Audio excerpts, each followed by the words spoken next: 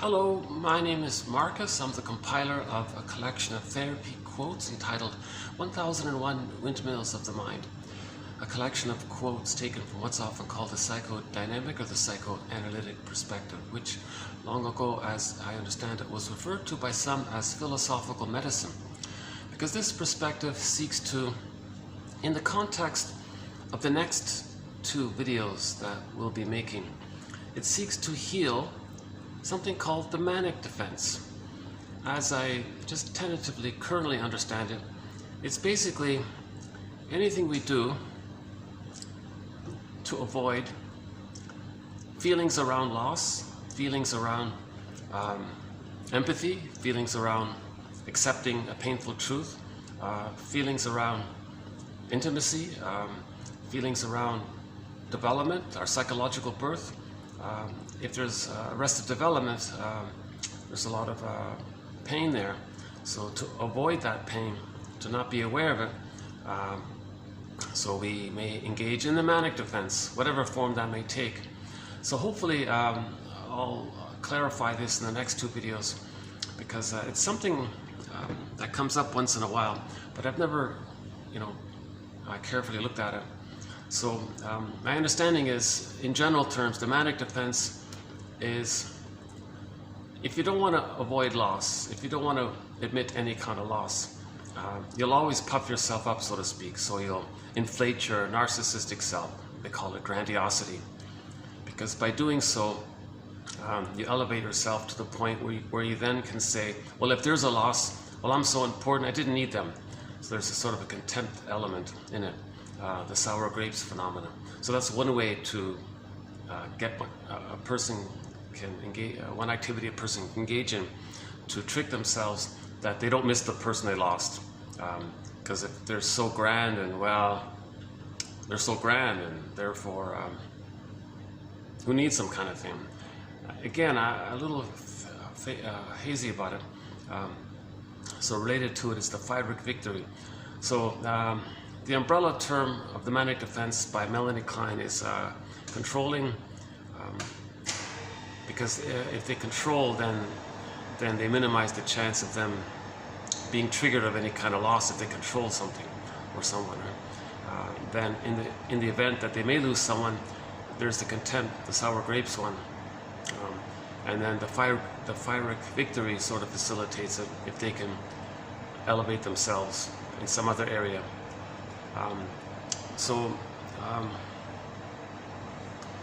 What I'm getting at is that the psychoanalytic perspective is to help a person mourn. If a person can mourn, they can resume development. They can resume development. If a person doesn't mourn, if a person can't mourn, it's because they don't have the psychological structure or the psychic structure to mourn. Now, the psychic structure to mourn is what's called differentiation. But to have differentiation, what's the lighting here? Actually, that blinking is sort of distracting. Okay, you're going to see me moving around a bit because the light keeps changing on me. Again, in normal development, the child separates from the mother psychologically and individuates and knows himself. But first, the child has to have a safe connection with the mother, called the maternal holding environment, for the first 4 to 5 months. It's the stage of fusion, the stage of merging, the stage of symbiosis, the mother-infant dual unity. So the Garden of Eden still continues. The baby can't have the Garden of Eden lost or the paradise lost at birth. Babies come out too early. They need an extended womb for the first 4 to 5 months. So the paradise has to continue.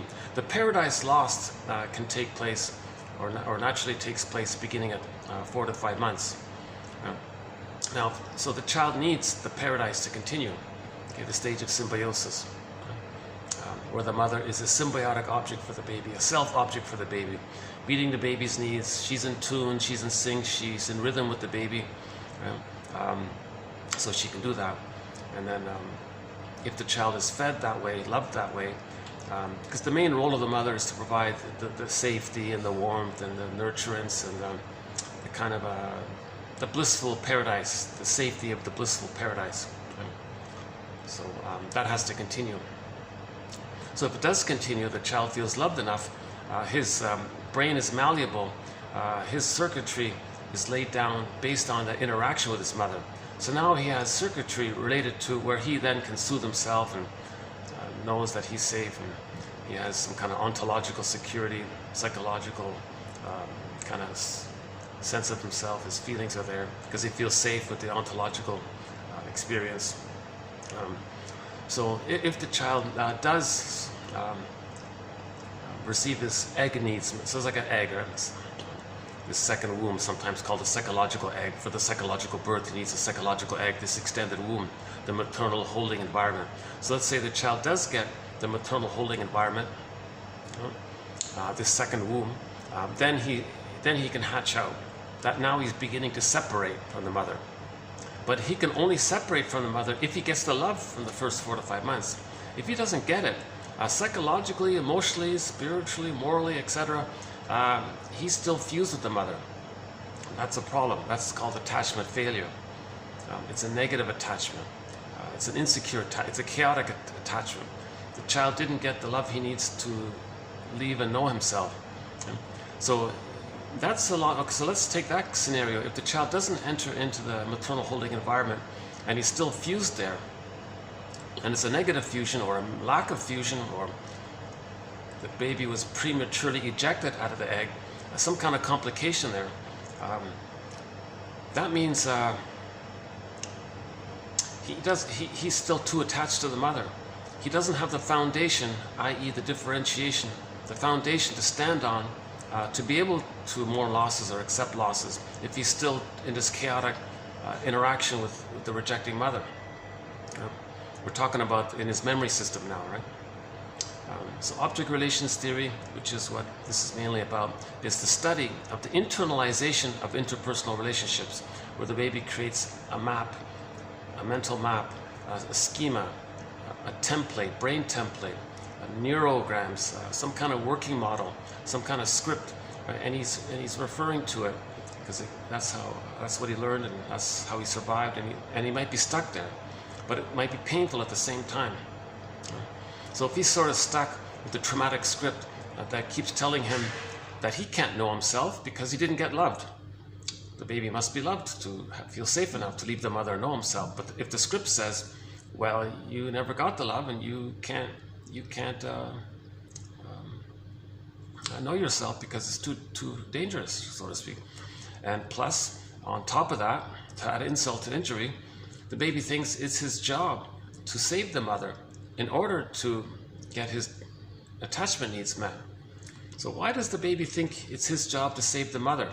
Okay, we discussed that in the last video called so babies in the womb, unconditional hallucinatory omnipotence. They think everything is about them. By the way, sorry if you see me sweating a little bit. It's a little. I'm lucky that I have access to this elevator area on this floor, but there are some other limitations here. Let me show you my view. Hold on a sec. So I'm grateful if I can get the chance to use this spot here because it's nice and quiet, and I don't have music blaring above me. Oh yeah, my last video was done there. You see those blue? You see those 3 blue umbrellas? I don't know if it's showing up there. But if you can see those 3 blue umbrellas, that's where I did my last video.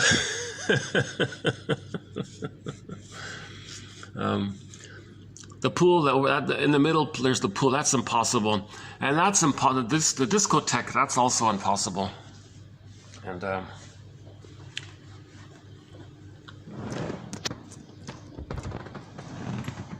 so getting to a place where I can deliver these videos in a nice, smooth manner, that's sort of a work in progress on my end.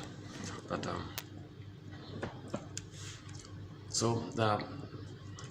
there's the thing called unconscious guilt. It's a mistake by the baby. He's just confused. The theory is he thinks everything is in the womb. It's all him. Just everything is him. He's the universe. It's just him. He doesn't understand that he's a separate person from others, and that there are others who are separate. He just thinks it's all him, everything's about him, he creates everything. He's like a little god or something. Now when he's born, remember, he needs his paradise to continue. But if the paradise is broken, if there's a problem at birth, or the mother's misattuned, a bottle in the schedule, unavailable, if there's some kind of failed attachment, the greatest hurt of all, mother failed me. So if there's a failed attachment, he thinks, well, he creates everything. It's all about him. It's just him. Everything is just serving him. Everything's an extension of him. So wait a minute. He needs his paradise. So he's got to fix the situation. He's got to correct the environment. He's got to correct what's around him because everything is just him. Now he can't, so he thinks he's defective. So he thinks he's no good. That's unconscious shame. So he feels defective. So that's unconscious shame, let's say. Plus, in order to feed, he's got to hallucinate that the mother's all good for the attachment. Meanwhile, he feels pain by the reality of the misattunement. So to account for that, insult to injury again, he thinks he's he committed some kind of invisible crime, psychic crime. Because why is the mother good and he's no good? What happened there? Did he do something wrong? Underneath it, he feels flawed. So the guilt and then the shame is underneath it. So we've been borrowing one of the taglines to one of the episodes to the 60s TV show, The Fugitive, starring David Jansen, which said, Richard Kimball, that's the character the actor David Jansen played. Richard Kimball is a fugitive from the justice he seeks. So apply that to the baby. So like the character Richard Kimball, the baby's innocent. So the baby thinks he committed some kind of crime. So he's on the run emotionally. So the baby is an emotional fugitive from the just love that he seeks. So back to the tagline was Richard Kimball, a fugitive from the justice he seeks. So Richard Kimball's innocent, but there's a mistake and the justice system is chasing him. But he's innocent, but he needs the justice system to make things right. But he's running away from the thing that he needs. So the baby is running away from the love that he needs. He's searching for the love that he needs, but he's running away from it because it's hurting him. But he's searching for the thing that's hurting him. So the baby is an emotional. So you know what I'm trying to say? Unconscious guilt. He feels like. So there's the unconscious guilt. He thinks he committed some kind of invisible crime. One little pocket book is entitled "Hidden Guilt," but the original title, if you can find the original edition, it was called "Invisible Crime," about this topic.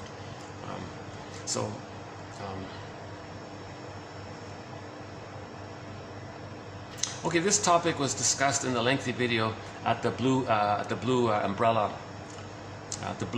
video, the last one, a long lengthy one, 3 hours. That one there.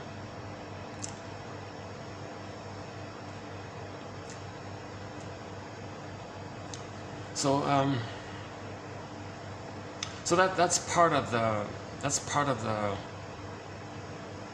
reason why children need a secure attachment style to be loved, to help sort some of this out. If he's traumatized and he's stuck sort of with that, that means he didn't get the love that he needs to clear up his false beliefs. Now, if he's stuck in that situation, it's called a strain trauma, developmental trauma, interpersonal trauma, relational trauma, etc. If he's sort of stuck like that, it's a fixation in development, stunted development. We're talking emotionally, right? I'm not talking about cognitively. He can still get 10 PhDs on the wall. We're not talking about that. We're talking about his attitude, his feelings. Does he feel alive inside, or does he feel flat inside? We're talking. Does he have is he loving and affectionate with others, or is he just always negative towards others? Is his humor warm, or is it always cynical? We're talking about the inner kind of emotional realm, right? So if he's frozen very early on, that means he's still fused with the rejecting mother. Yeah, you're going to see me sweating a little bit. Sorry about that. Hold on a sec. I got the sun on me here. That's me. I put a little sweat here.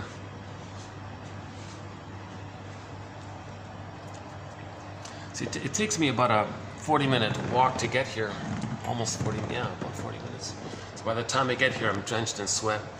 But I saw this spot was vacant. Well, let's just get going because I don't know what's going to happen in an hour or two or something. So I didn't want to wait. But hopefully I'll cool off.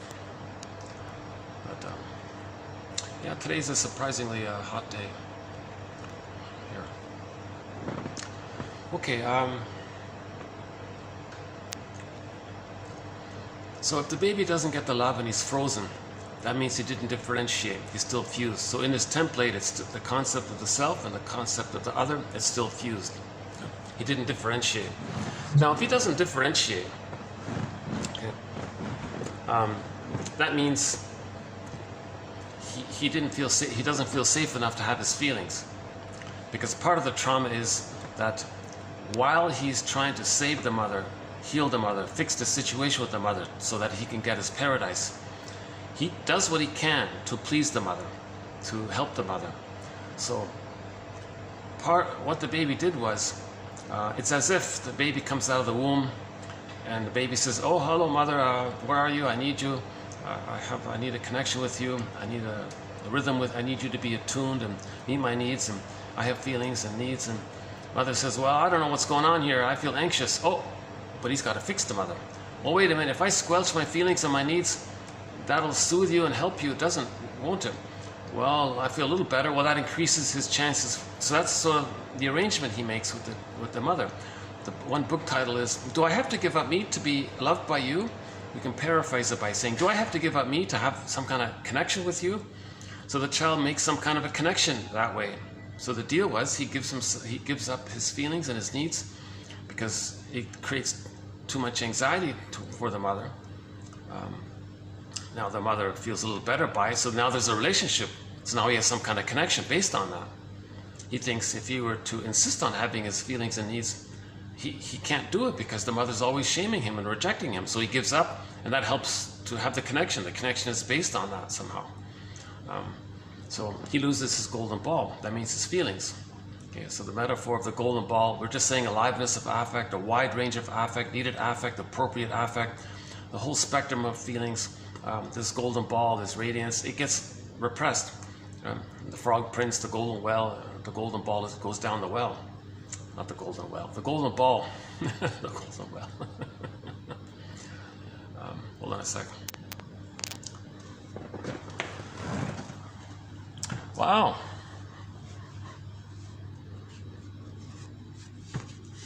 Well, let me enjoy this quiet because I'm still searching for a regular place where I can do my videos. It's really been a challenge. I've been bouncing around these past 4 months. I really appreciate the staff and the management of these main three hotels here. They know I'm doing a podcast on healing trauma, self-help material. So I think they're kind of like, yeah, well, let's leave them alone then or something. So that's a big help, yeah.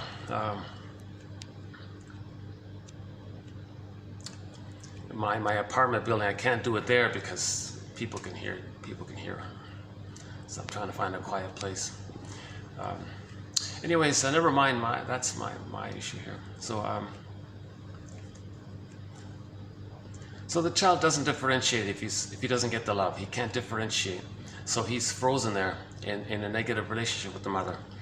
Now, because he can't mourn losses and he can't accept losses, to do so would feel like losing the mother, and he only has a negative relationship with the mother. He can't. It's too much. It's the furies. It's the persecutory anxiety. Remember, no baby can make it without their mother. It's bad enough that he has an abusive mother, but it's better than no mother. But if he were to admit a loss, it would feel like having no mother, kind of thing, from the memory system template. So he can't accept losses. So he'll go through life trying to figure it out how he can never feel any kind of loss. He'll deny the importance of somebody. Okay? So there's the sour grapes and the contempt part of it.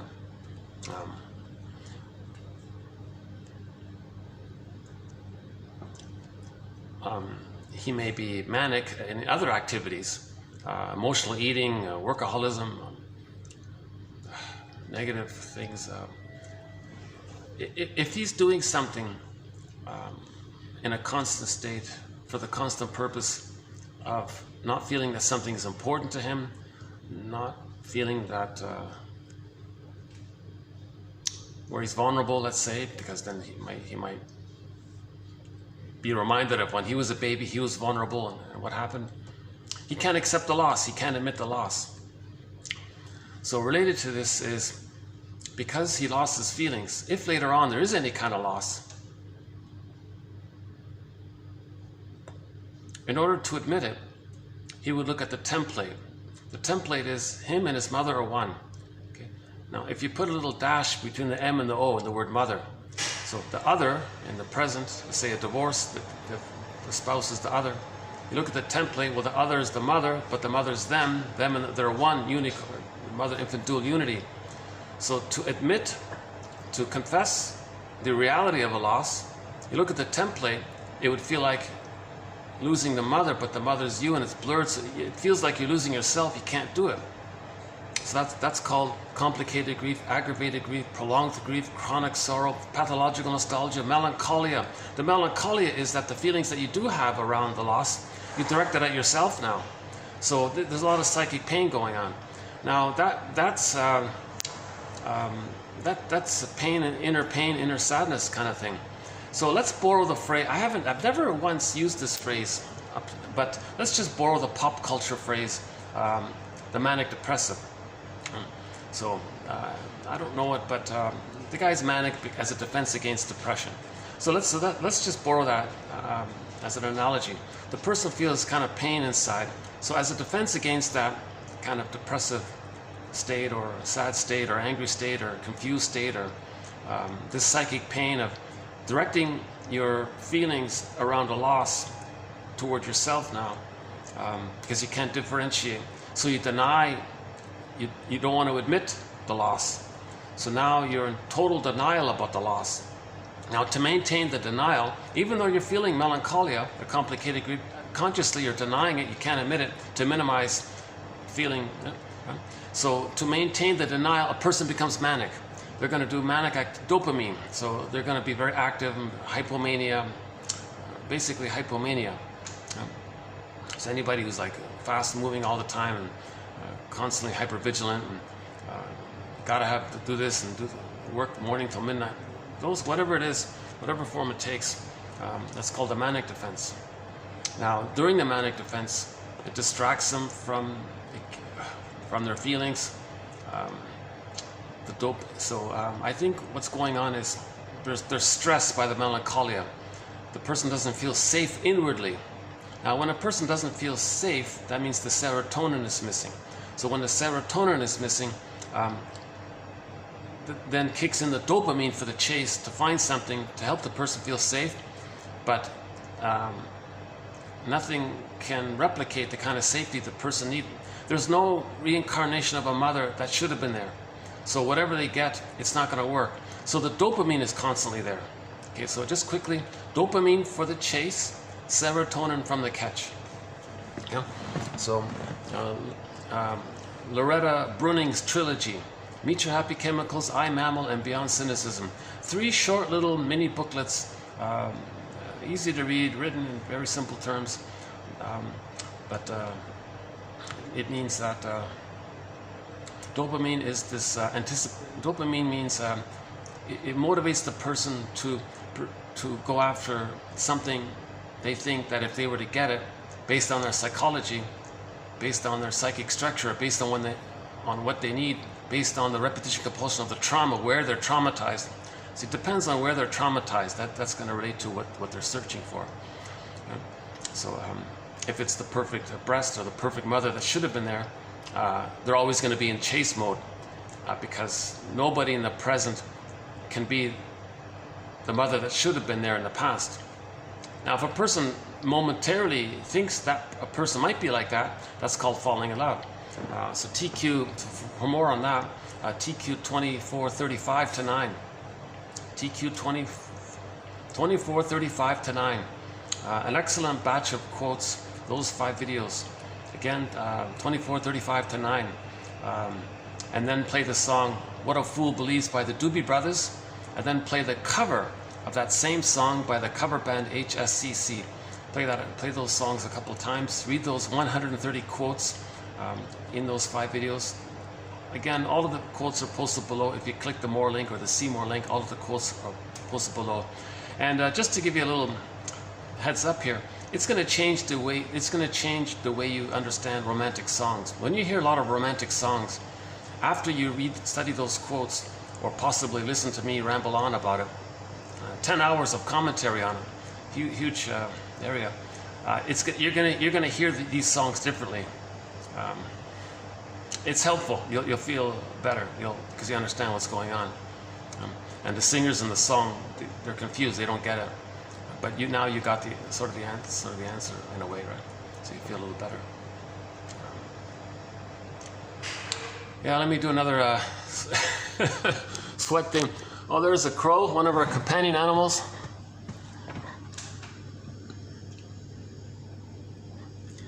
You know, the good news about the air conditioning not being on here, I think, is that there might not be a meeting here.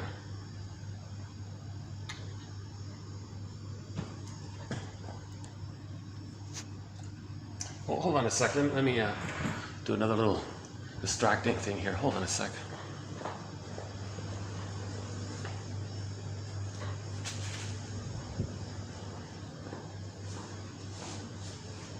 Let me cool down by looking at these waves here.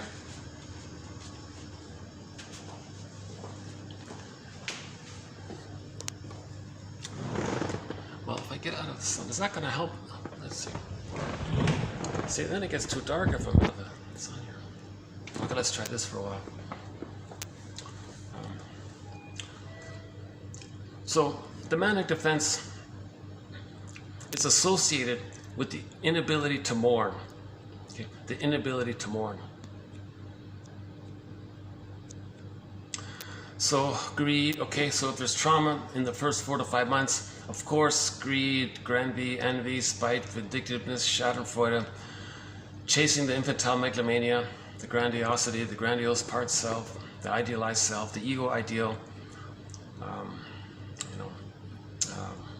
Now it's all part object relating, because the baby's just relating to the breast. That's just a part of the mother, just serving them.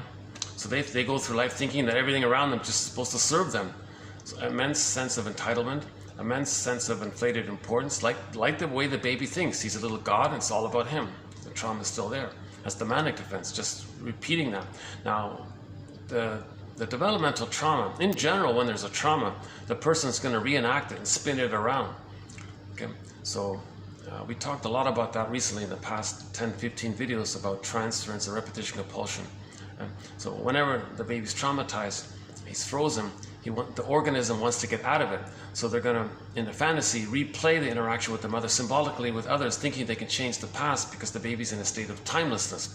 So he's going to spin it around again and again. So mother shamed the baby, person grows up, finds others who will reject them to reenact how the mother rejected them. Or a more painful version is the baby identifies with the aggressor and does the rejecting to reenact and to communicate and for him to know himself that the mother rejected him. So that's also the manic defense. The repetition compulsion is also a manic defense, but it's seen as an attempt to make the person conscious. So there's a positive side to repetition compulsion, because if a person can observe that what they're doing is a communication of what happened to them, then they're healing because they can see what's going on, right? And then they can make better choices if they understand what's going on. They can calm down, basically. Just like as just mentioned, if you go through 24, 35 to 9 about romantic love, the falling in love one, you'll feel a little calmer and you'll understand things more about this whole issue of the transference love, the infantile love, because that's a repetition compulsion. So one version of the repetition compulsion is that we transfer the past into the present. Now, so falling in love is one version of it. It's called transference love, where we transfer the interaction with the shaming mother into the present. If somebody in the present reminds us of the shaming mother, I love you, you're perfect, now change. So the person they fell in love with, okay, Again, falling regression, transference, impotence. They're going to replay. The fantasy is that the person they fell in love with is going to be the parent that should have been there. That the partner, the parent 2.0, the reincarnation of the fantasy. The fantasy is that your parent 2.0, seen into the partner, is going to change their ways, your mother's ways. The partner is seen as the mother emotionally. So now you want your mother to be a good mother now. She's going to change her ways and do it right. And then if the mother does it right, the child can have his feelings and resume his development.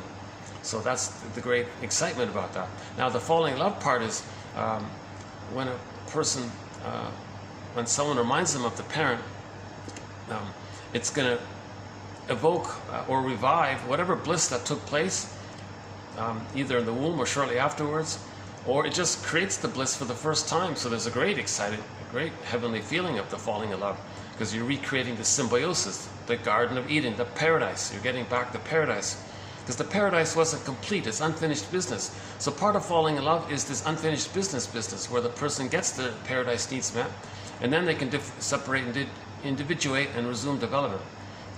So falling in love is part of the repetition compulsion. Okay, so any kind of repetition compulsion, it means trauma. We repeat following trauma with the fantasy that we can change the past, undo the past. It doesn't work because there is time, but the baby in the mind, the unconscious mind, doesn't understand time, so it's just stuck in this spinning it around kind of thing. So we could say repetition compulsion is related to the manic defense, because it's manically trying to undo the past.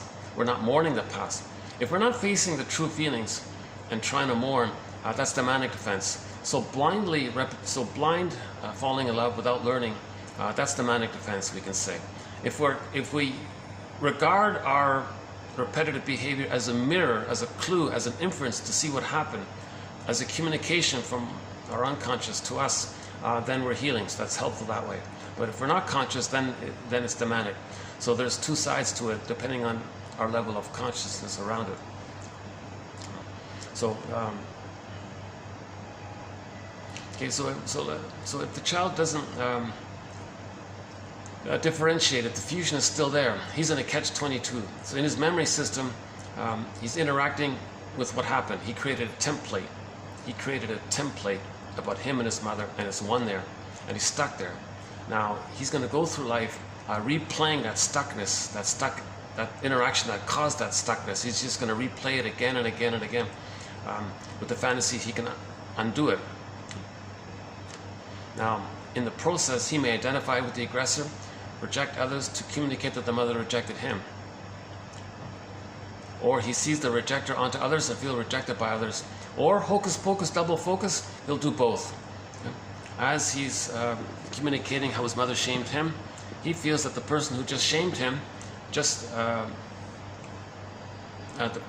person that he just shamed him, because he can identify with the aggressor, shame the other. At the hocus, because of the fusion, just at the moment he shamed the other, he saw the shamer onto the person he just shamed and thought that that person who he just shamed him. Because of the fusion. So he's reenacting it. He's doubly trying to understand what happened. If he shames another one, that's a communication for him to know how his mother shamed him. He's reenacting it. He's replaying it. It's called reenactment. He's transference acting out. He's just replaying it, spinning it around. Mother shamed him. Okay. Then he identifies with the aggressor, shames innocent others because he was innocent, shames innocent others to communicate that the mother shamed him and his innocence. Right? Now, at the same time, he's going to believe that the one he just shamed him. That's another reenactment for him to know that the mother shamed him. So it's a double thing going on. Okay? He's reenacting it in a double version of it. The trauma has two sides to it. Him as on the receiving end, and the mother being the aggressor, but it's all blurred there. So when he reenacts it, he's going to see two. He'll be the shamer and think that he was shamed by the one he just shamed. So that's a double communication for him to know what happened in the nursery. That he felt shamed by the aggressor, Okay? And that's what he's experiencing when he shames the other by identifying with the aggressor.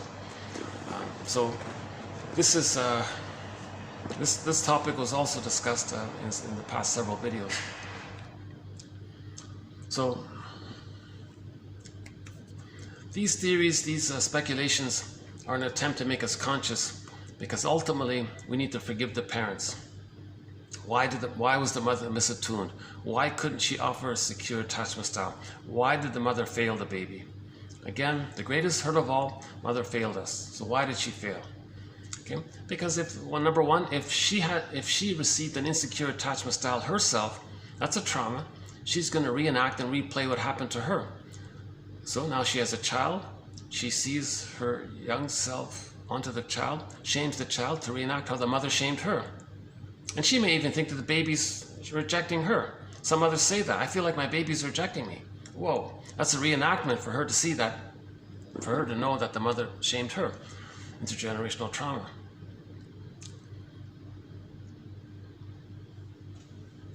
Hold on a sec. Wow, this is maybe it's my coffee's doing this to me.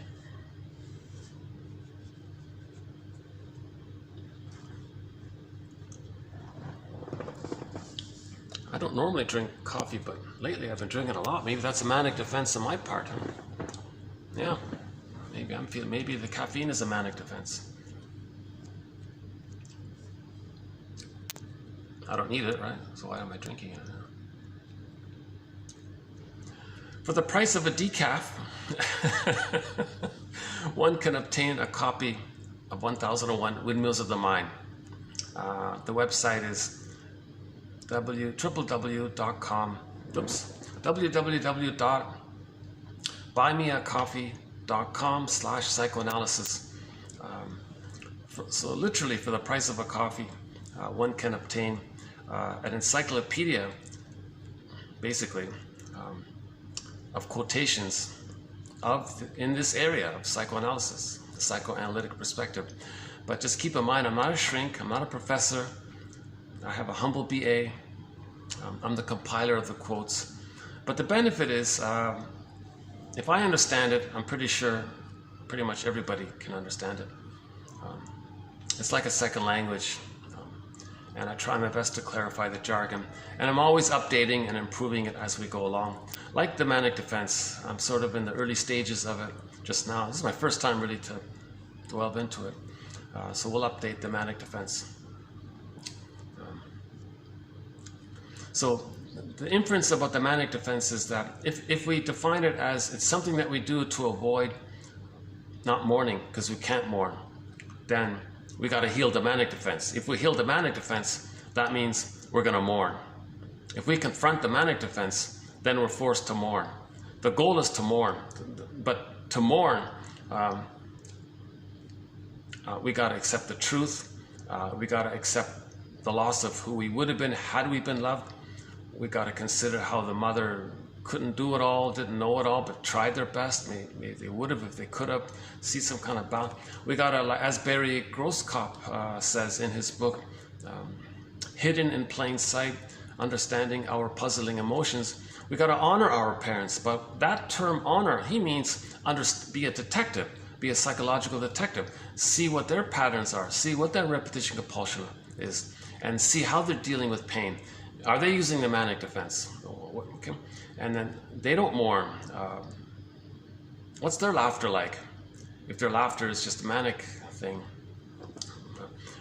So, in other words, study your parents' psychology and then see how they dealt with their pain. That frees a person to look at themselves and how they're dealing with their pain. That facilitates the forgiveness process. And then forgive. So as Grosskopf says, forgive your parents, heal yourself. So as you honor, understand, see, recognize your parents' situation, their dilemma, maybe they were victims of the plunder system. Maybe they were traumatized by their environment, forced relocations and things, losses, and the plunder system causes a lot of unnecessary human trauma and suffering. So they may be victims of that. It's not their fault, so you can forgive your parents a little bit that way. But just see how they did their best, how they managed. That frees you to look at your situation. So reparation of the other leads to reparation of the self. It's a simultaneous activity. So in other words, just like that book says, forgive your parents, you're healing yourself. So in order to forgive our parents, we have to understand these kinds of things. See the two sides of them. Don't idealize them, that's manic. Don't completely devalue them, that's manic. The splitting mechanism is manic, because with trauma, the baby adopts the splitting mechanism, goddess and demon mentality. Because the child can't handle ambivalence. That's the manic defense. So when we start to handle ambivalence, we're healing the manic defense. If we can start to see the two sides of a story, we're healing the manic defense. When we look for the third side of the coin, the third side holds the two sides, okay, then we're healing. If we just think either or, okay, that's the manic defense. The splitting is one of the mechanisms of the manic defense. Splitting, projective identification, identification with the aggressor, negative magic gesture, reaction formation, the grandiosity, taking the cynicism, which fuels the infantile megalomania, the controlling and the contempt, and so on, and other aspects to it. The paranoid schizoid mode, Melanie Klein calls it the paranoid schizoid mode of experiencing, or the position, the paranoid schizoid position. Okay. So to heal the paranoid schizoid position and the manic defenses related to it, like splitting, projective identification. Projective identification is you don't know what you're feeling, so you get others to feel what you're not feeling, to help you not be aware of what you're not feeling, but you feel some relief if they express what you can't feel. Okay. So quickly, baby's nursing, baby's distressed, the breast mother soothes, there's interaction, the wiring takes place, it's complete. Baby distressed, mother is attuned, she responds, great. The baby's brain is malleable from 400 grams to 1,000 grams during the first year. As the brain is expanding, it's laying down the neural networks based on that interaction with the mother. That cycle takes place, so now there's that wiring that takes place with him. If that's missing, that's a trauma. Later, how does the person soothe themselves? They're going to search for others to soothe them, but step one, they want to coax the other to feel what they can't feel, because the baby managed to get the mother to feel what he couldn't feel, or couldn't handle. In his fantasy, he got the mother, the organ, the thing that's outside of him, that's a part of him. He got this other thing, this otherness, the mother, to experience what he's experiencing so that the mother can respond. If that's failed, he's going to get others. He wants to replay that. He wants to get others to feel what he's not feeling.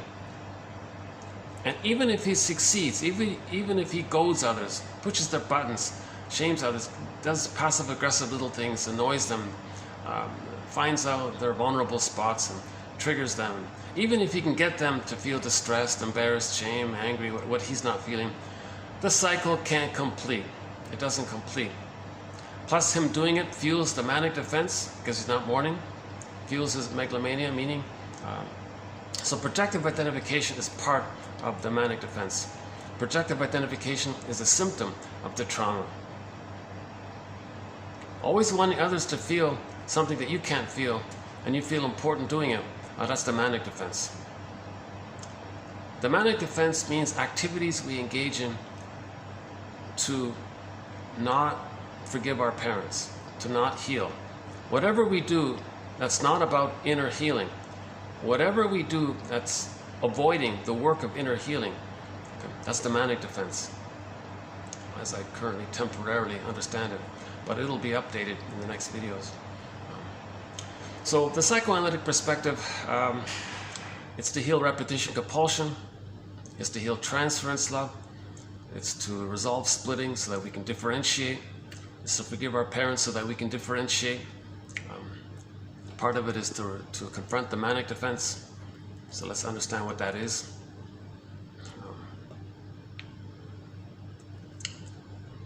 It's to resume development, but in order to resume development, we have to lift the anchor on the arrested development, the stunted development. There's an anchor there, we're stuck there.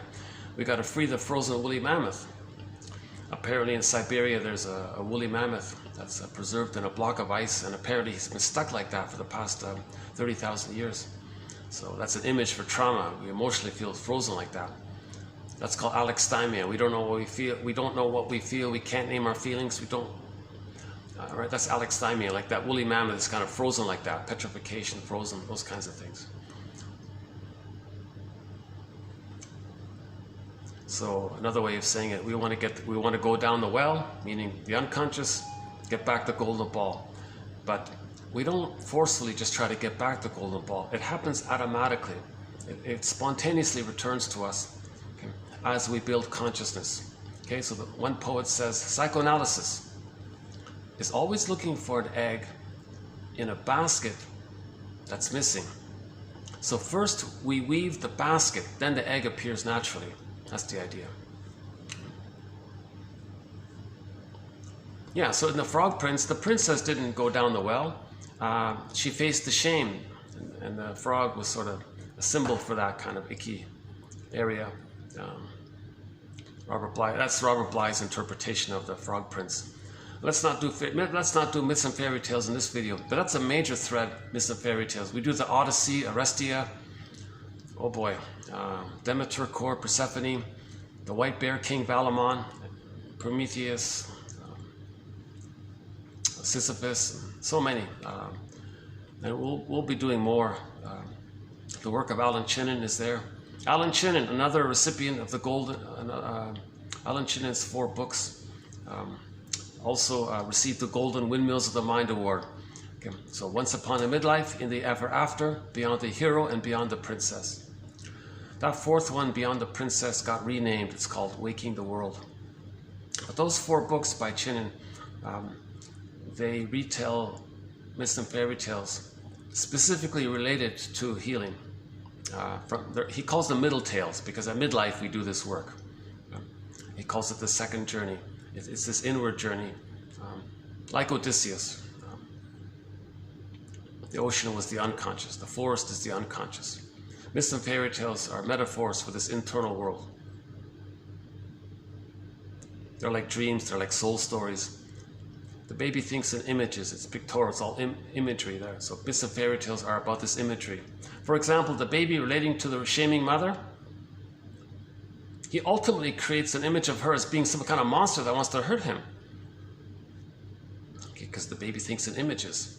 The baby can't accept his feelings, his needs. He projects them onto the image of the mother. So the baby says, in effect, no, I'm not enraged. The mother's enraged. She's the enraged one. Oh, I don't want to take in anything from the mother. I don't need anything from the mother. Oh, the mother needs something from me. She wants to take me in.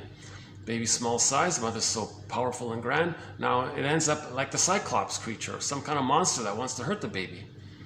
So the baby thinks in images, you know. The earth opens up, innocence gets yanked down. That's a symbol for repression. Goddess and demon is a symbol for the splitting mechanism, and so on. So myths and fairy tales are metaphors for psychological dynamics. Nothing to do with the outside. They're true on the inside. They're metaphors for psychology. Myths and fairy tales are all psychology, using pictures and stories to describe psychology. Now we have some jargon to help, for example, repression, for example, the splitting mechanism, and several others. So I won't redo it here. So today's video, oh, I got logged out here. Give me a half a minute here. Hold on a sec. Let's get this back in here.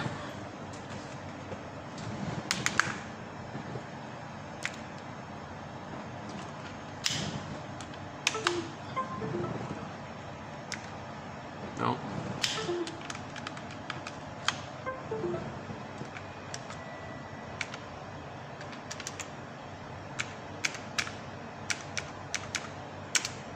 Okay, we're back here. So in this video, we'll be doing TQ 2473, 4, and 5. So just 3 quotes here.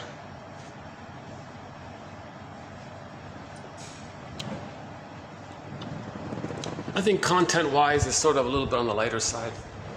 Just 3 topics here. In each video, in most videos, I try to offer some kind of sample around my current kind of tentative understanding of the psychoanalytic perspective. it's hard to give like a complete overview of it all. We have 52 topics around it so far. The narcissistic pattern is one of them. So in this video, we'll add a little bit about the narcissistic pattern. I'm not going to do the whole story about narcissists, but we'll just do one part of it here.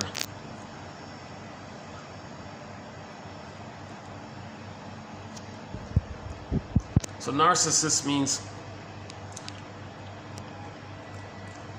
the baby's nursing, it's painful. He's stuck there, he's frozen. So he's still in the state of thinking like that baby. Everything is about him, everything's to serve him. If it's there, useful. If it's not, who cares? Because he just needs what he needs. So he thinks he's so important, like the baby thinks he's a little god, and an exaggerated sense of entitlement. Of course, everything is for him. He's not there yet to give. Empathy, gratitude, reparation, these ambivalence, these things haven't entered the psychological picture with narcissists. Right? The issue is fusion. There's a problem with the fusion. Hence, he's transfixed at his image in the pool of river in the myth. That's the issue of symbiosis. He's transfixed, love trance, bedazzled. He's right. He's bedazzled. He's spellbound when he sees his reflection in the pool of water. That's this symbiosis. The baby was spellbound when he's nursing. Wow, this blissed out feeling. So it's in reference to this state. So there's a problem there, and he's stuck there. And he never left it. He never left it. That's the story of narcissists. It's hard to do so. He's got a lot of work to mourn that area. So that's an example of how myths and fairy tales describe psychology. So the myth of Narcissus describes the psychology of a complication around the stage of symbiosis, where he didn't get it, he couldn't leave it, he's stuck there. So Narcissus is stuck. So the etiology or the psychic structure is that the self and the other are still blurred there. It's missing, it's negative, he can't leave the mother, he didn't get enough love from her, he becomes her even, those kinds of things. So he's cynical, of course. Now, the main emotion, of course, so again, love, gratitude, etc. enter the psychological picture when there's differentiation. A person with a narcissistic pattern didn't differentiate, that's the theory. So the main emotions are, of course, he's angry at his mother. Now he identifies with the aggressor. Now the mother shamed him, and the mother got some emotional relief by having the baby soothe the mother somehow. That's the Schadenfreude. So his pleasure is Schadenfreude. So he'll be cynical. Now his infantile megalomania is still there. So his cynicism gratifies infantile megalomania because in the downing of others, he feels the one-up position. Like the mother was in the one-up position over the mother, but he identifies with the aggressor. So he sees his innocence onto others, shames others, and he's doing what his mother did. He's doing to others what his mother did to him. So the narcissistic pattern may feel that in order to facilitate his manic defense, because he can't mourn, he may engage in something called so he can't have intimacy, of course, because it's just about him. Others are just symbolic breasts, so there's no others, so there's no intimacy with the other. He just shames others or uses others. It's utilitarian, like the breast was utilitarian for the baby. So there's no intimacy there. Okay? So, but part of what he might do to trick people to respond to him, he sings the song, "Find me somebody to shame." So he's looking for somebody to shame. So first he's got to hook somebody in so that he can have the chance to shame somebody. So he'll give a crumb to somebody. He'll find somebody with a codependent pattern, give them a crumb, aha, it's like a hook, bait and hook thing. So the codependent pattern gets the crumb, they're love starved, so they buy it. Okay. Now this crumb that the person with the narcissistic pattern gives to the codependent pattern, see, the codependent pattern didn't cross that line. See, the codependent pattern is still holding on that their arrested development is between 18 months and 36 months. They passed through the 18 months period, but they didn't complete the process. Right? So the codependent pattern is a little bit psychologically further along, but they're still like a wounded, love-starved child emotionally. Now the narcissistic pattern, gave up on that long ago. He just identified with the aggressor, and all he wants to do is express his anger at what happened to him. He doesn't search for love. He just wants to express his hate that he didn't get the love. That's all he's doing. Just hate because he didn't get the love. He doesn't want to move towards seeing if he can really accept love. He's not there. But now some people are there. They still want to receive love and resume development. So the codependent pattern, their love starts between 18 months and 36 months. The prior stage, the narcissistic pattern, is traumatized prior to 18 months. So they're the stingers. Okay? They're going to look for the clinger. Now, how do they hook in a clinger? Okay? So they're gonna like strategically throw them a crumb. This crumb is called narcissistic giving. So if they do one little nice little thing, the clinger will grab it and believe it's love. Oh, that's great because they're so love starved. But it was strategic giving. So this kind of strategic, calculated, exploitative giving is called narcissistic giving by Alper here. What's his name? I just discovered, I think it's Gerald Alper. Okay, so that's what we're going to mainly cover here, this first one here. So one of the greatest counterfeits, disguises, or defenses against intimacy is something that may be called narcissistic giving. Narcissistic giving, keep that in mind. This can be defined as a maneuver which occurs when a person unconsciously wishes to deny, cover up, and defend against an underlying sense that one has nothing of real value to give. By acting as, because the narcissistic pattern can't love, there's no real value. They don't care about the other. They don't care at all about the other. They're stuck with looking out for number one. Useful, fine. Not useful, who cares? They're just stuck there, so they have no real value for the other. They may put on a charming facade. That's the narcissistic giving. And they might even say to people, well, I'll let you bask in my narcissism. That's a gift for you. What an arrogant attitude, isn't it? So, again, narcissistic giving can be defined as a maneuver which occurs when a person unconsciously wishes to deny, cover up, and defend against an underlying sense that one has nothing of real value to give by acting as though he is not only giving more than enough. So he said, aren't I generous? I'm going to let you idealize me. I'm going to let me shame you. Aren't I generous? Something like that. Okay? But this is all grandiosity for him. Arrogance and grandiosity. So part of its pattern is to take what is really a crumb in terms of true nurturance. It's nothing, right? By treating it as though it were something generous, to thereby achieve the secondary gain of not having to work on the hidden deficit and conflict around giving. See? So inflating his narcissism. Look how great I am. I gave you this little crumb. See how generous I am? That's a defense mechanism. That's a manic defense against not doing the inner work of why he feels empty and why he's still trying to save the mother. It's not his job to save the mother.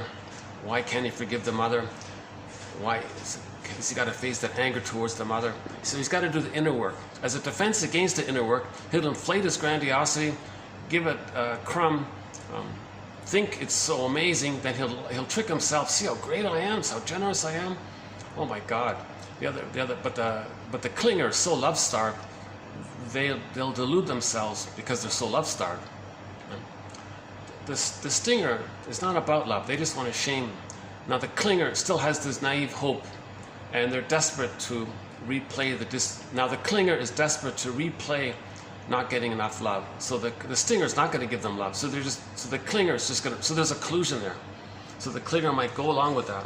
And today's song is at the end of this video, or at the end of this quote, we'll play one song about it by one of our musical voices, Anne Shell. So let's continue here. Thus, the client who experienced herself as unnurtured, so the clinger, thus this clinging client who experienced herself as unnurtured, unprotected, unloved, etc., when she was a child, as an adult was extraordinarily vulnerable to even isolated instances of narcissistic giving. So he can just lie. The narcissist can just lie. Oh, I think you're attractive. Oh, wow. But he's saying it cynically. He's just saying it in a calculated way. But the clinger falls in love easily, I guess, and they'll distort it to fit because they have their fantasy life is so great around it. So, for example, this woman here, the clinger, she could not differentiate between instances when she was being nurtured and instances when she was being narcissistically given to. So this poor woman can't even really tell the difference between like some warm giving and this tricky giving, something like that.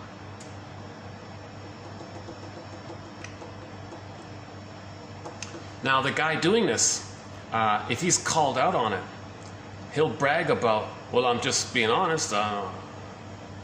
That's called narcissistic honesty.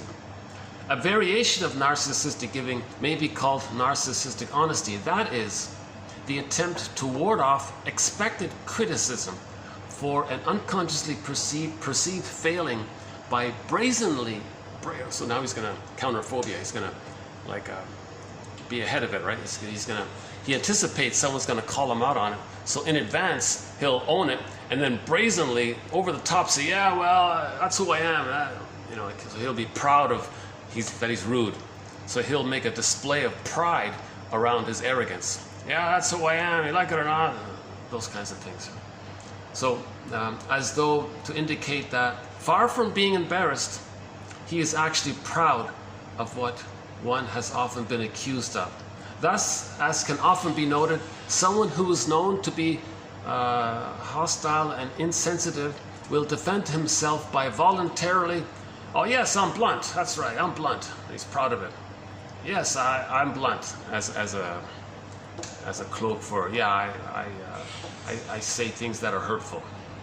So he'll make some aggressive euphemism, but as he's saying it, admire me, yeah, I'm proud of it. That's a defense against the emotions underneath it all. Okay. So the manic defense is a cloak, a mask. Huh? Once one is alerted to narcissistic giving as a defense against intimacy, it is easy to recognize its prevalence, if only because its essential strategy, when badly stated, i.e.,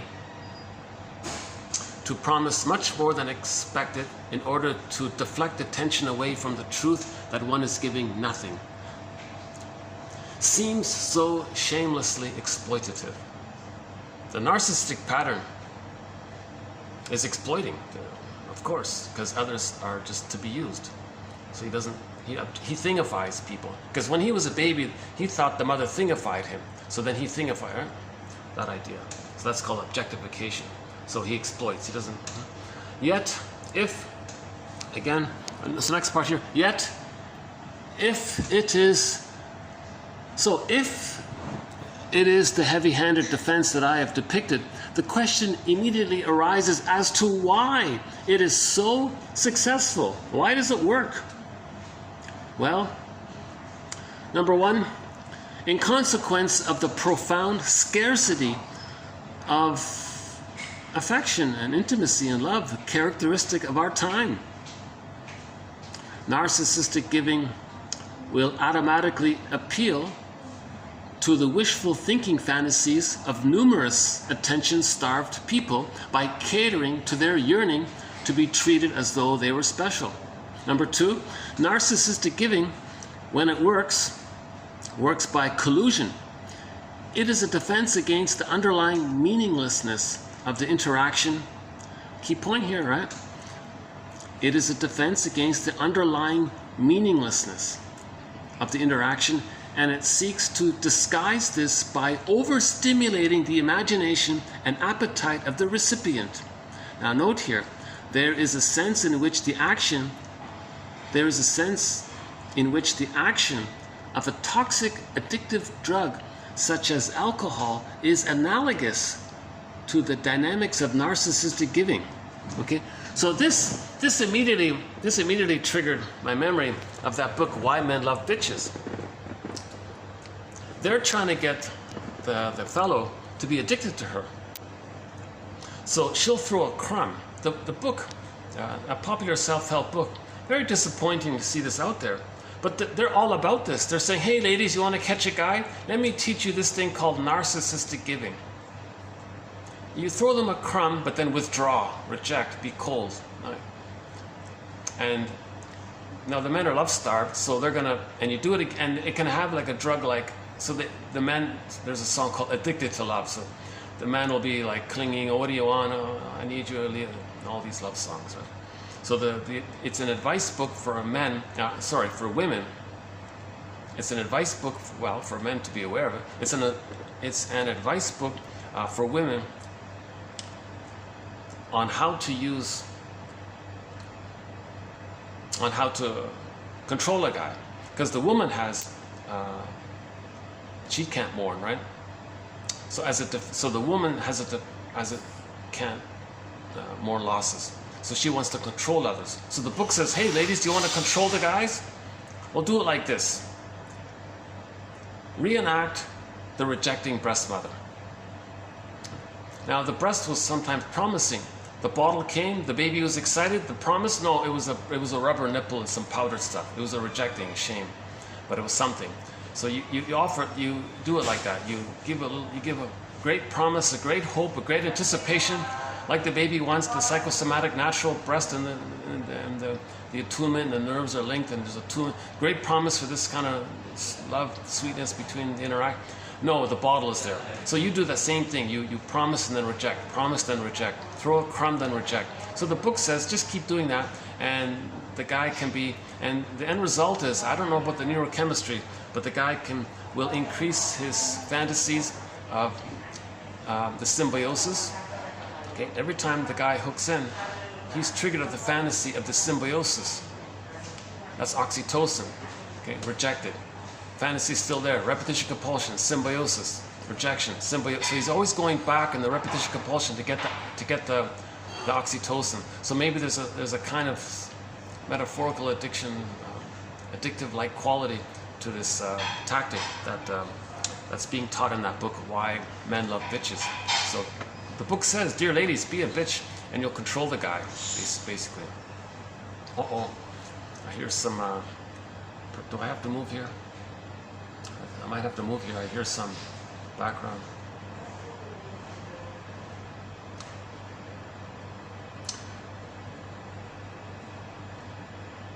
Next one here. It is ironic. It is an ironic fact that even the technique of therapy can become an intense narcissistic giving. Yeah, he made a footnote here that some people with the narcissistic pattern are drawn to the profession, and they become charlatans. They just want to do this. They want to get control. So they want to enjoy their narcissism and act out narcissistic giving to get the person hooked on them. So in other words, they're doing the same thing that women are doing who follow that advice in that book, in that self-help book, Why Men Love Bitches. Therapists, some corrupt therapists have the narcissistic pattern. They think, well, how do I find some clinger? Remember, he wants to find someone to shame. He becomes a therapist, the clingers come, he can shame them. So there's a temptation to do this because of the trust and all that. So there are a lot of corrupt therapists, right? No one is just a victim or outcome of a dysfunctional family. To offer a set label only, for example, you are a victim of, is collusion inasmuch as it enables the client to escape from the real task of therapy, which is to discover who he is. A narcissistically gratifying identity, to the extent that it promises so much while delivering so little, is a personification of narcissistic giving. So he was just giving like a little warning here that some of these self-help groups, people join them and they're given an identity. Okay, well, you're an adult child of adult children of narcissistic parents. Now they have an identity. So they feel some kind of They've been given something, but they keep it like that. So they're maintaining the thing that they have an identity now, some label. But if they don't go further and look and try to heal you, and you're just stuck with that, well, I'm a child of Alcoholics Anonymous or something. Is there a meeting taking?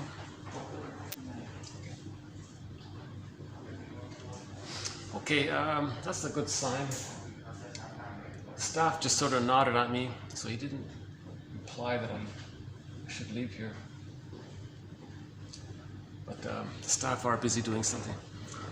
Okay, well, I'll take that approving nod that it's okay to stay here.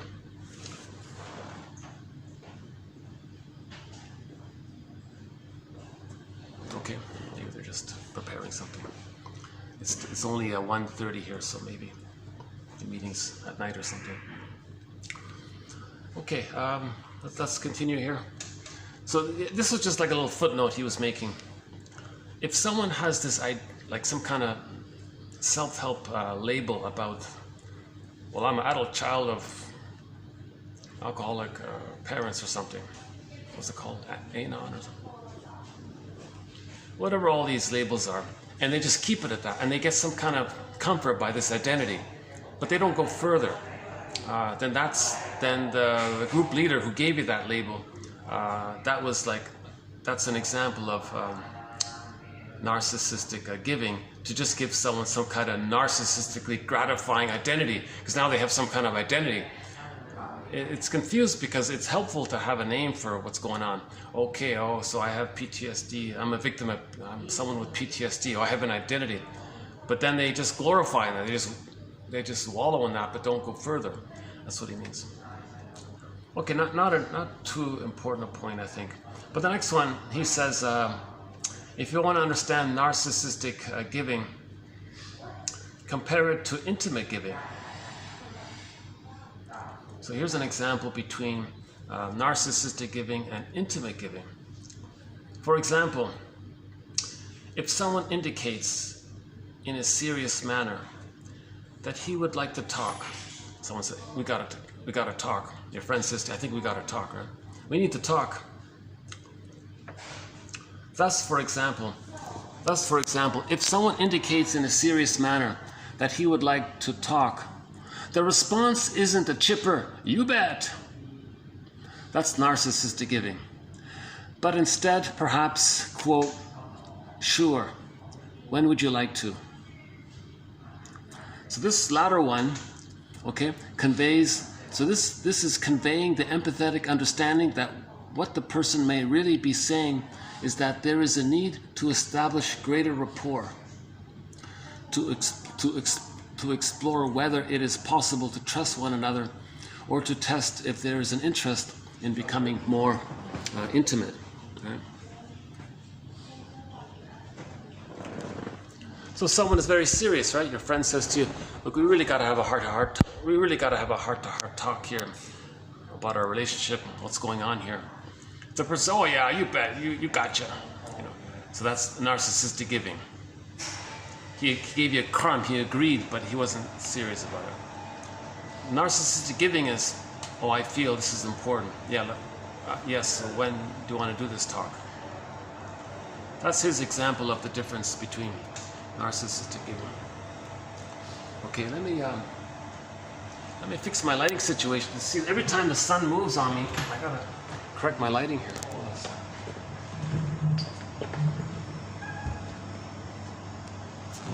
Is that better?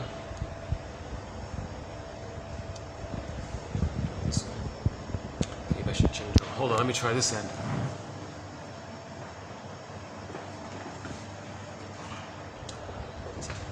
Is the lighting better? It's still the same. It's a little better here. Okay, a little better here. Hold on a second. Give me a minute here.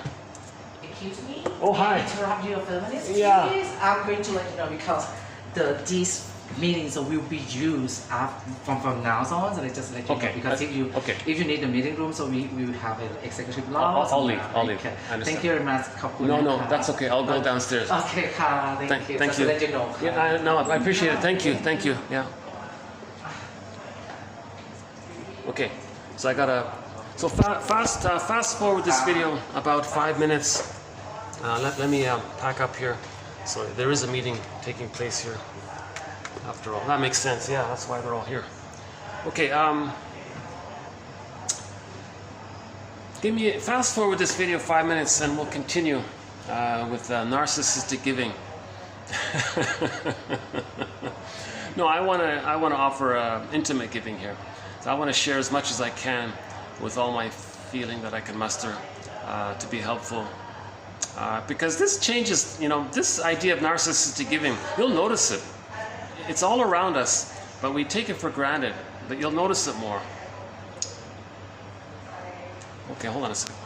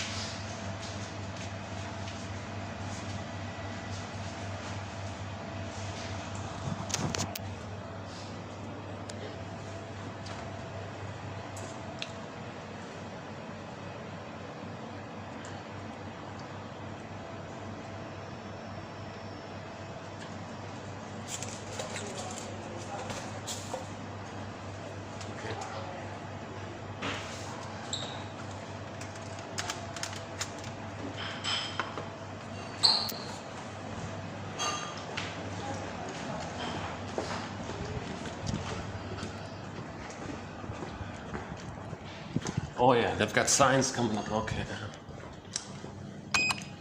Okay, so it's a legitimate meeting. They're not really. So fair enough. I didn't notice that. Yeah. Okay.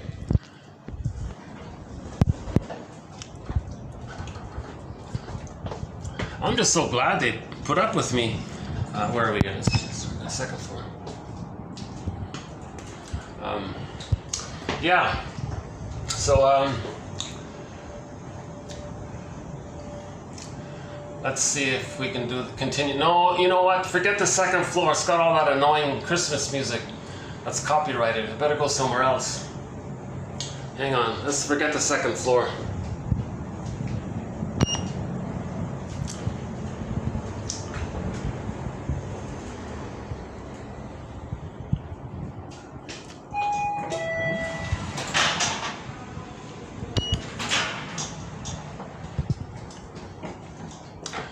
I'll try the dark ballroom. There's in the neighboring, this hotel has sort of two wings. I'm going to go to the other wing. Hold on.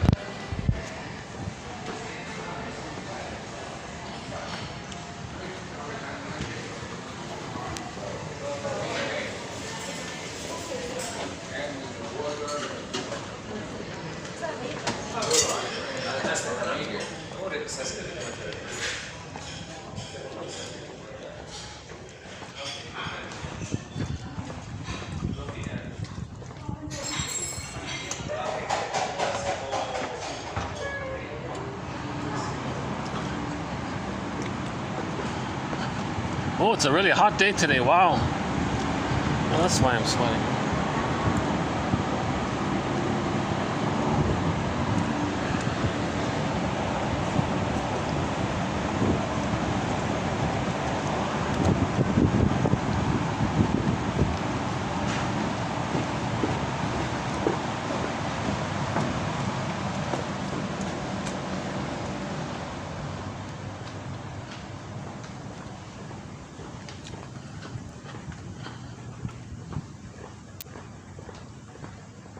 Or, let's see.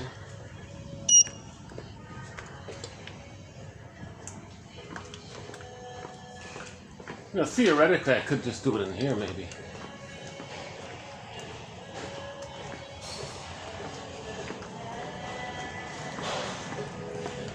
Oh no, it's blocked. Oh, okay.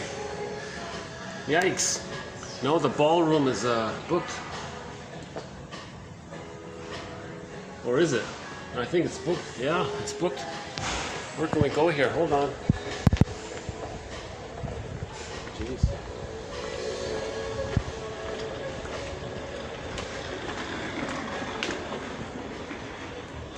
Well, I've never done it here before, but I guess I have no choice right now. Okay, maybe we'll get by doing it here.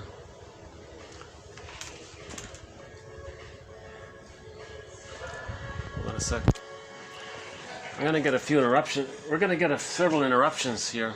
People walking by all the time, but let's get this video going. Any plugs here? Hold on a sec.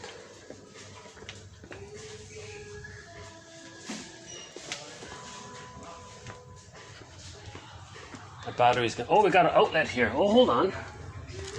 Okay. Well, one good thing is there's an outlet here. Hold on a sec. Let me plug in my. Give me another 2 or 3 minutes here. Hold on a sec.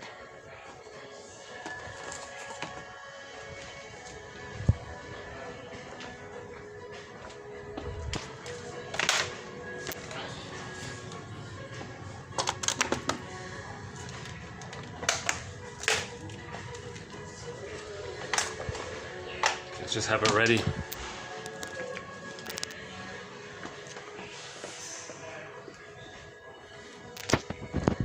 Well, it's not ideal, but let's review here. Is it showing it? So these quotes are posted below. If you're not seeing it too clearly, it's posted below. One of the greatest counterfeits, disguises, or defenses against intimacy is something that may be called narcissistic giving. This can be defined as a maneuver which occurs when a person unconsciously wishes to deny, cover up, and defend against an underlying sense that one has nothing of real value to give by acting as though he is not only giving more than enough, but is in fact giving grandiosely. Part of its pattern is to take what is really a crumb, in terms of true nurturance, and by treating it as though it were a gratuity, to thereby achieve the secondary gain of not having to work on the hidden deficit and conflict over giving. Hence, it's a manic defense. So when we do something to avoid inner work, it's called a manic defense.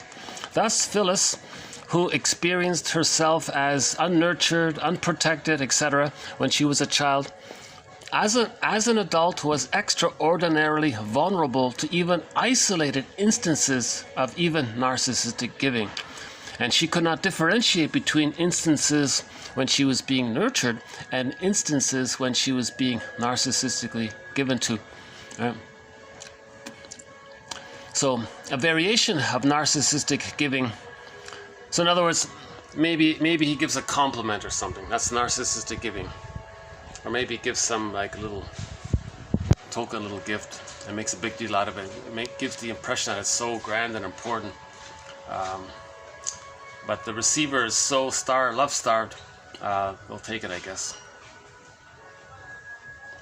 And if he senses he's going to be called out on it, he'll preempt the criticism by owning it, but then boastfully saying, yes, I'm such and such. So that's the manic defense again.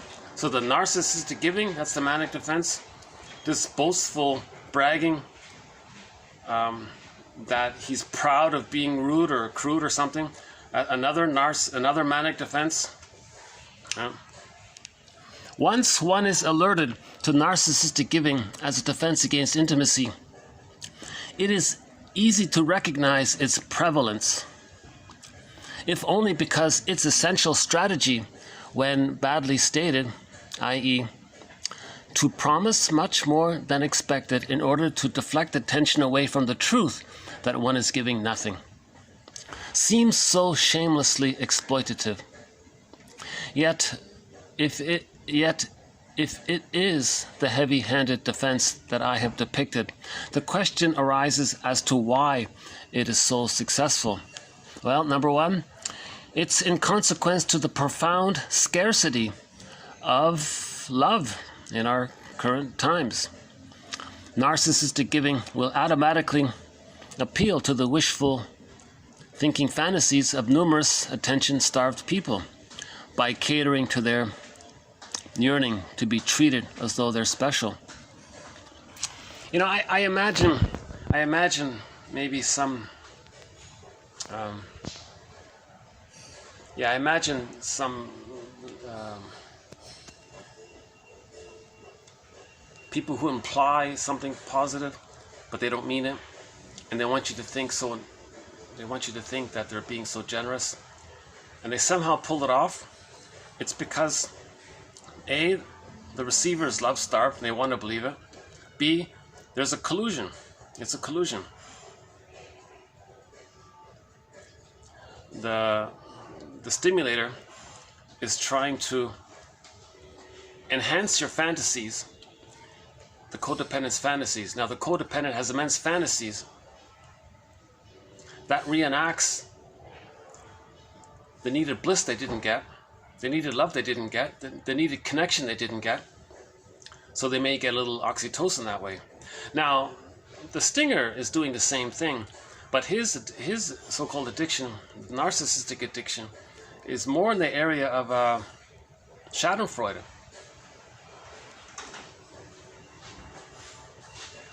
They get serotonin by the connection of seeing others shamed, and the connection is that way. But the codependent pattern gets serotonin from the promise of a connection. So the connection leads to serotonin. But for the narcissistic pattern, the connection comes from shaming someone. So they get a connection that way, they get the serotonin from the connection that way. But the clinger, they get the connection from the more normal way of you have a connection with someone. Like a real connection, even if it's a false, deluded, fantasy-based one, at least it's sort of positive, and they're on their end, then they get serotonin that way. A lot of people around here.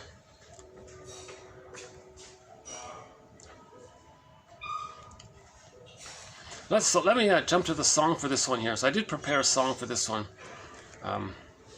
It's a typical sort of love song where a girl wakes up to narcissistic giving. She said, "I had enough of this. You were lying all the time." So this is from Anne Shell, one of our musical voices. The song says, "Oh, hi." Oh, that's the manager. See, that's a good sign. She kind of waved in a friendly way there. So in the song, so the main lyric in the song is, so she says the relationship started with a kiss, but it ended in a fight. I didn't see it coming. I must have been blind. So transference love is blind. So when we say love is blind, it's transference love. So the clinger is love-starved. They didn't get enough love from the parent. The stinger is going to be rejecting. That reminds the person of the rejecting the original parent. So it's a transference love.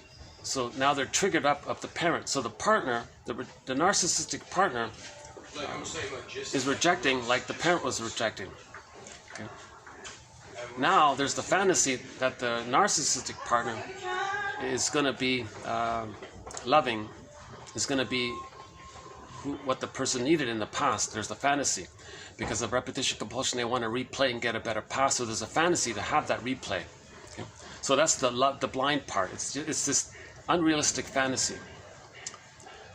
So she took a risk and tried to have it all, she says here. Now I stand alone with my back against the wall. That's the name of the song, My Back Against the Wall. So now she feels kind of stuck or something, cornered or something. Where does she go from here, kind of thing. We lived the dreamer's life. So there, you promised me the world and I gave my heart away. So the codependent, they give it all. They give their whole hope. The stinger doesn't have that. The stinger wants to shame themselves, seen onto the clinger. They don't give anything. They just want to hurt themselves, seen onto others, because they've identified with the aggressor. So there's nothing to give. They just want to hurt because the mother hurt them. So they're never giving because they're not at that place of forgiving the mother to have something to give. You see, so the woman here gave it all, and big promises. Here I stay. Okay, so you fed me your lies, she said, and I swallowed all of your lies. Too often have I cried. You know what? Now she makes the turnaround. Someone else can bear your sins. It took a while. It took a little while to hear the wake-up call.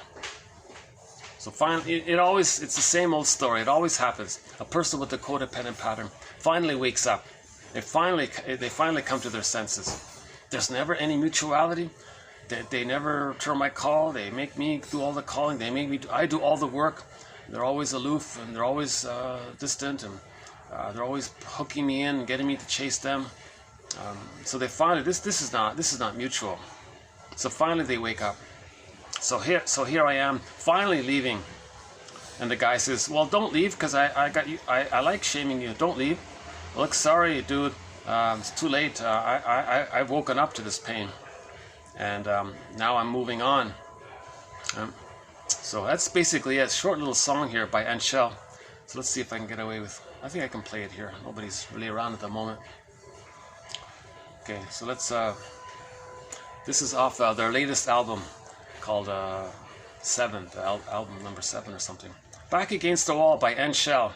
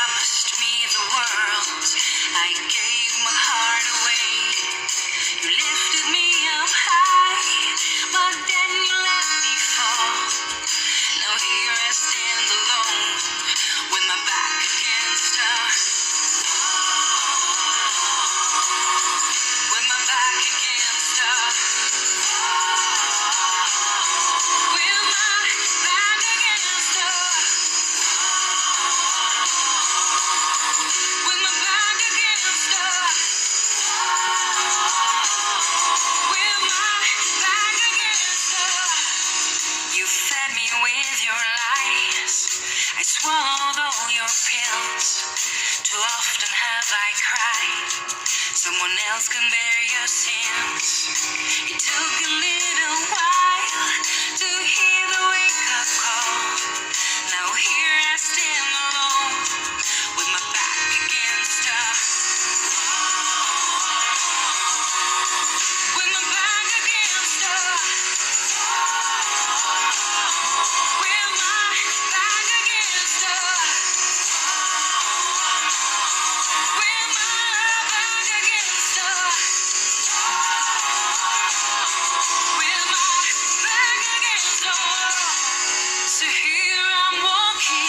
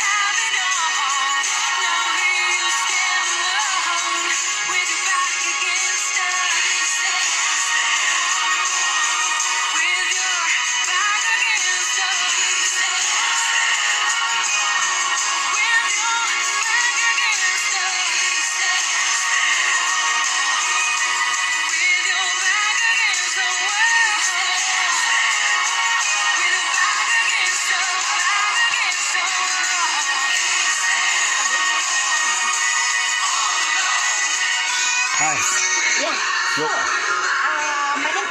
I'm sorry. Do you want me to move? Yeah, but are you staying in the hotel or something? I'll move. Yeah, but one thing that I would like to inform you. Yeah. Okay, I'll move. But Just let me finish. And I'll move. Okay, thanks. Okay, great. Okay, I'm leaving. No, yeah, I mean like, just now I have been acknowledged from the team in Hilton Hotel. Right. Yeah, that you went to the summit 25th floor. Right. Yeah, and there is some damage on the area that you're sitting on the couch. Impossible. Well, let's go then. Let's go. Take a look. That's impossible. That's Just nothing a moment, happened.นะคะ No, Yeah. sir. Just a moment, sir. Yeah, because there is some damage.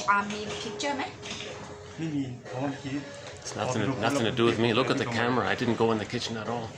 In the summit 25 floor นะคะ Hilton Hotel. Yeah. I was just there. Yeah. Yeah, so and there is some damage. Well, show or me. something. I didn't do anything. So yeah, you can wait a moment ไปหาลูกมาเขาบอกเขาได้ I just sat in the sofa. That's all I did. Yeah, in the sofa or something. Yeah, let us check just a moment. All right, go ahead. Yeah. It's a misunderstanding. Yeah. Look, by all means, look at the security camera. I didn't do anything. Yeah.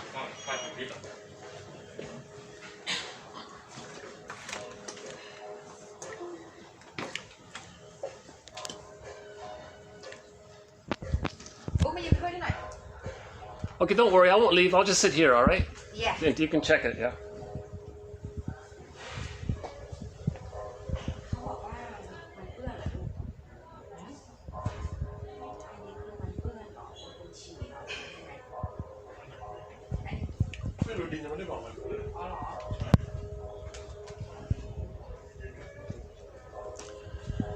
Yeah, some misunderstanding. I just sat there and left. That's all I did.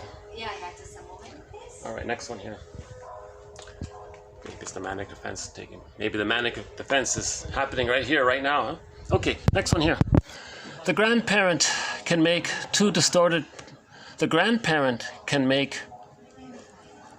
distortions.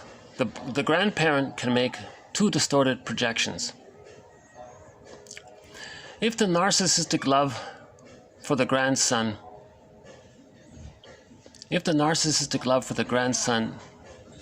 makes pleasure more predominant at the expense of reality,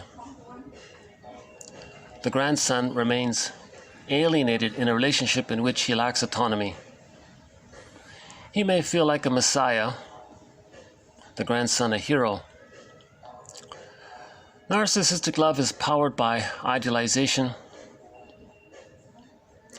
Narcissistic love to object love. Identification is substituted for object love. Narcissistic love in which a person loves others, not as others, but as he loves himself. A revival of himself. Jessica Benjamin labels narcissistic love identificatory love, because narcissistic love is something of an oxymoron. It misses the outward direction of this love.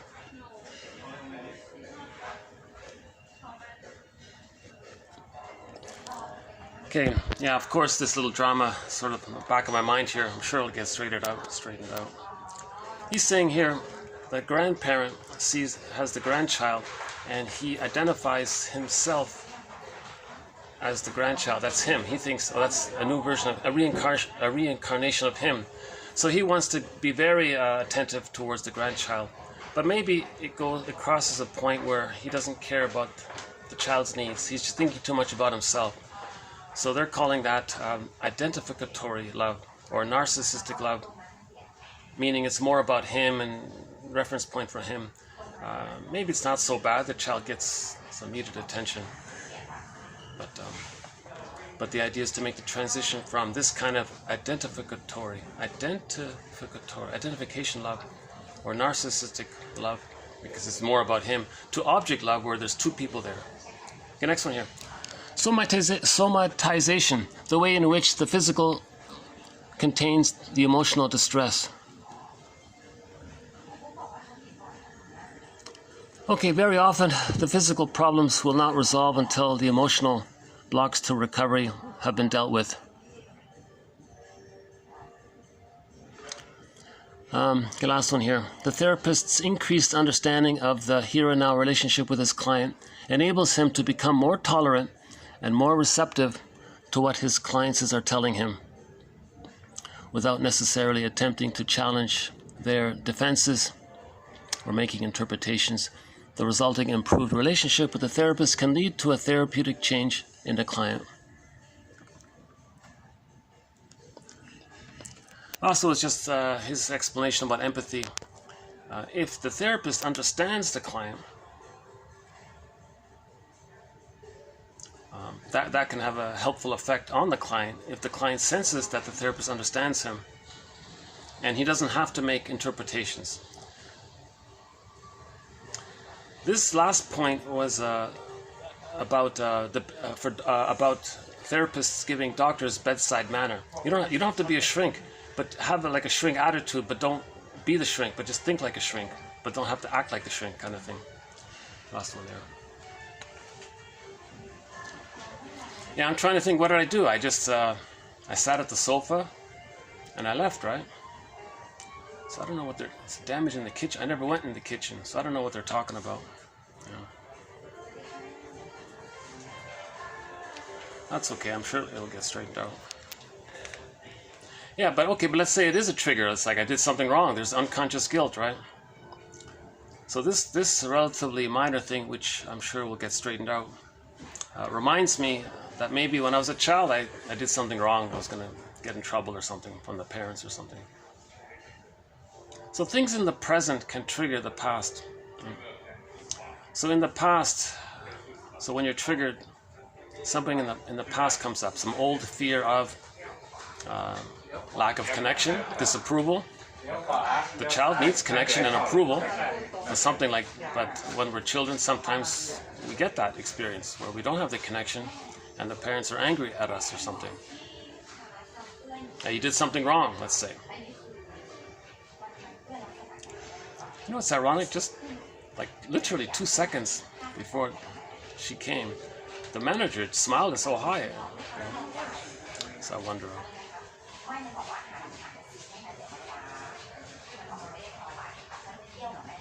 Okay, anyways. Okay, so we'll just leave it. We'll leave today's video the way it is. It's a challenge to do these things in public. It really is. It really is. I don't know what they're talking about. I just sat in the chair. I did my video. The guy said we're having a meeting. I said, okay, good, I'll leave. 5 minutes later, a girl comes and says, oh, there's some damage in the kitchen. What are you talking about? I never went in the kitchen.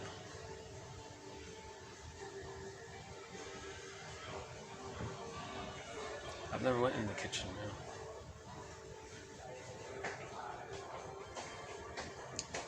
man. Maybe people want to feel important. They want to do something, you know. Or maybe someone up there made a mistake and they want to pin it on me. So maybe there is some damage in the kitchen, and they want to put it on me so they can deflect that they did something wrong. So maybe one of the staff members broke something in the kitchen. Oh, that guy, that bald guy, maybe he did it. I didn't do it. So now they're coming after me, right? But if she's, I'm sure she'll figure it out. So let's say that poor employee who's doing that, he doesn't want to take the blame if there was a problem in the kitchen. Yeah, but he's oh, here we go. Okay, let's just end the video here. Here she is here. Okay, I'll just end the video here. Thanks very much. I'll see you in the next video. We'll be doing some quotes on the manic defense in the next video. So thanks again. Bye for now. I'll give you an update in the next video what happened. All right, thanks. Bye for now.